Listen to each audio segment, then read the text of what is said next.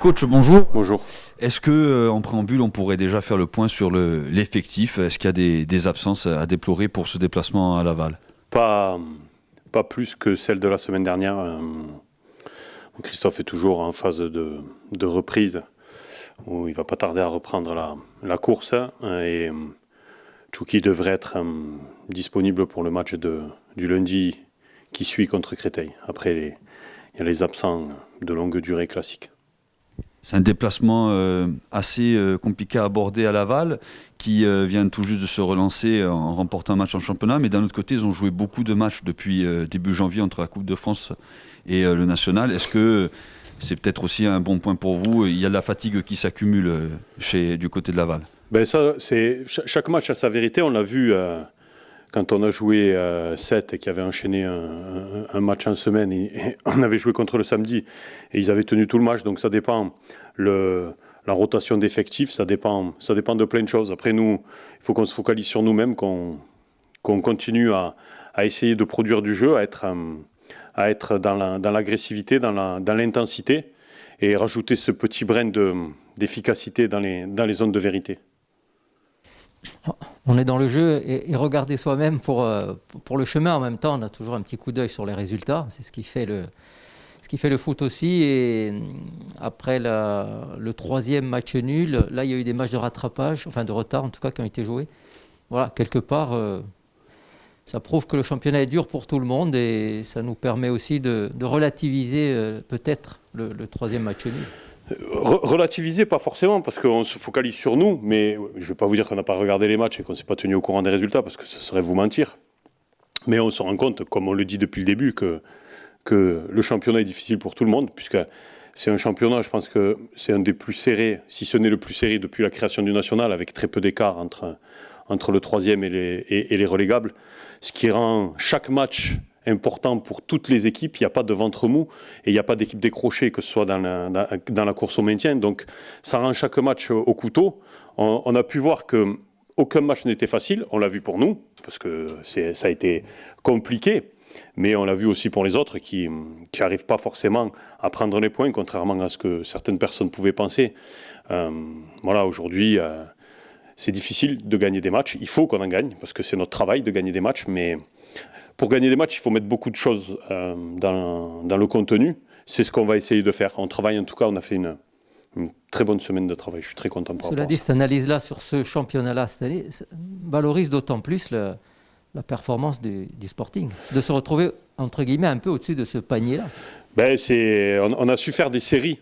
Et c'est ce qui est important, c'est je l'ai dit la semaine dernière, de continuer notre série d'invincibilité, parce que ça, c'est la priorité, et d'essayer de l'agrémenter par une victoire.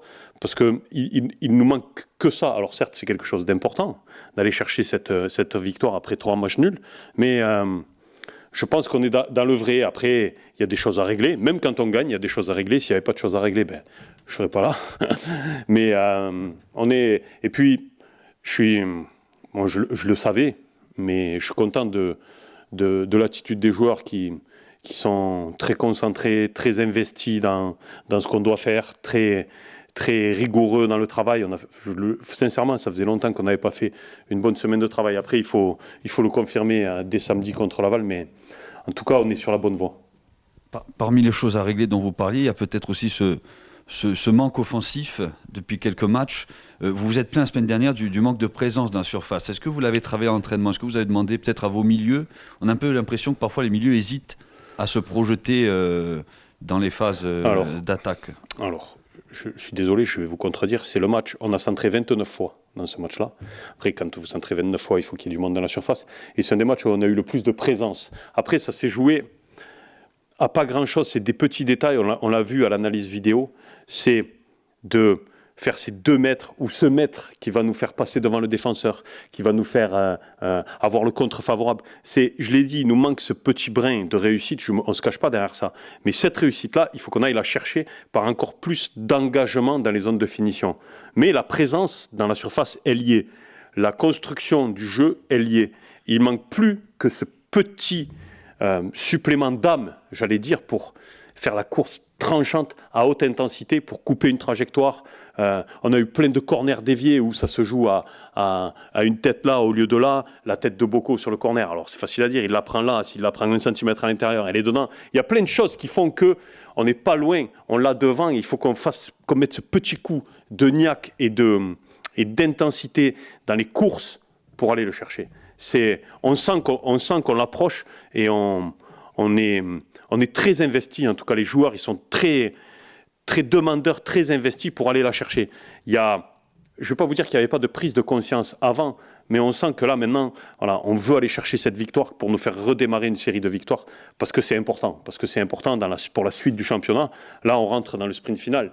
On est sur les 10 derniers matchs et ça va être les équipes. Aujourd'hui, le problème, il n'est pas physique, il n'est pas technique, il n'est pas tactique. Le problème. Le surplus, il est dans la tête. Et dans la tête, c'est à nous, le staff, c'est au club, c'est à tout le monde, aux gens autour de nous donner, même si on ne l'a pas physiquement, mais de nous donner ce petit supplément dans la tête pour aller chercher. Mais on est très investi, très motivé. Voilà, c'est un terme bateau, mais on est très motivé pour aller chercher cette victoire. C'est pas un problème d'attaquant, ce que vous voulez expliquer. Non, c'est pas un problème de. C'est pas un problème de joueurs. Des joueurs, on a fait confiance à 25 joueurs. Sur une saison, il y a 15-16 joueurs qui font 90% des matchs. Et le reste, c'est des joueurs qui font entre 5 et 10 matchs, ou peut-être un petit peu moins. Mais l'important, c'est de garder ces joueurs-là le plus concernés possible en les investissant dans les séances d'entraînement. Vous voyez, par exemple, ce matin, j'ai félicité parce qu'on a fait une mise en place.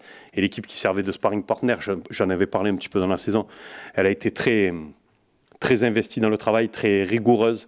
Et c'est par rapport à cette intensité-là dans les oppositions qu'on élève notre niveau de jeu. J'ai fait une comparaison parce que je l'ai vécu et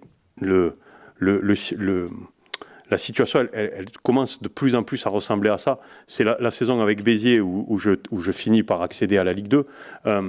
Je sentais que c'était vraiment tout un groupe qui était investi par cette mission-là. Et là, on sent les prémices de ça, où on sent cet investissement général par rapport à ça. Et c'est un aspect important. C'est un aspect important dans la construction de notre sprint final. En tout cas, il y a un joueur qui en ce moment est en grande forme, c'est le portier Thomas Vincenzini. J'imagine que pour vous c'est une immense satisfaction, d'autant plus qu'il a été critiqué avant même de disputer son premier match avec Bastia. En fait, c'est pas une immense satisfaction, c'est une confirmation de ce qu'on avait décidé de faire avec Hervé, Sekli, le staff en entier. C'est qu'on avait décidé de faire confiance à Thomas et il nous la rend parfaitement bien. Il est dans son rôle aujourd'hui. Thomas Vincenzini, pardon, parce qu'après je me fais engueuler. Et puis j'essaye de le prononcer le mieux que je peux, malgré mon accent français, j'essaye de le faire du mieux possible. Thomas, il a toujours été focus sur le sporting, sur rendre au club ce que le club lui avait donné. Et je suis très content pour lui, mais il y en a plein d'autres aussi qui sont comme ça, qui sont...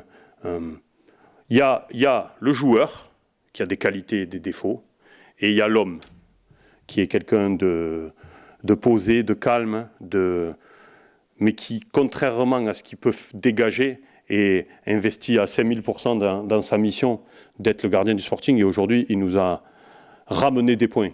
Il nous a fait gagner des points. Il nous en a pas fait perdre. Il nous en a ramené. Donc, c'est tout bénef. Et je sais qu'il va être présent dans ce sprint final. Alors, mon collègue a fait le tour de l'attaque et de la défense. Moi, je vais parler du milieu. Ça n'aura pas vraiment fait le tour. Les derniers matchs nuls coïncident avec l'absence au milieu de terrain de Christophe Vincent, dont on connaît le rôle du box-to-box, du récupérateur. Alors, est-ce que c'est une simple coïncidence ou pas ? Je sais dans pas le si moins bien. Je ne sais pas si c'est une simple coïncidence. Ce qu'il faut qu'on comprenne, c'est que moi, aujourd'hui, si je vous réponds, ce qui n'est pas la vérité, mais si je vous réponds, oui, Christophe Vincent manque énormément et on a des mauvais résultats parce que Christophe Vincent n'est pas là. Non, mais... Mes milieux, ils vont dire quoi ? Aussi, voilà. Mes milieux, ils vont dire quoi ? Ils vont dire, attends, il nous prend pour qui ? Il nous chie dessus. Non, mais c'est la vérité. C'est la vérité. Et Christophe est un joueur important. Je ne vais pas vous dire le contraire. Son absence nous embête. Mais mon travail, c'est de faire sans. Mon travail, c'est de faire sans Christophe Vincent, malheureusement, aujourd'hui. Mais on va gagner des matchs sans Christophe Vincent et on va en gagner avec Christophe Vincent. Mais aujourd'hui, je ne vais pas vous dire que les absents ont tort, parce que je regrette son absence, parce que ça m'amènerait un choix supplémentaire et une opportunité supplémentaire dans mon animation d'équipe. Mais j'ai Miguel Moretti, Sébastien Salamanche, Tom Ducrot, Maguette Diong, Gary Koulibaly, Anthony Robic, Kevin Chour, Anto Roncaglia qui peut jouer à ce poste-là. Si tout dépend de un joueur, attendez, non. Christophe a un rôle important, mais les autres ont un rôle tout aussi important, si ce n'est plus, en ce moment. En ce moment. Donc il n'y a pas de...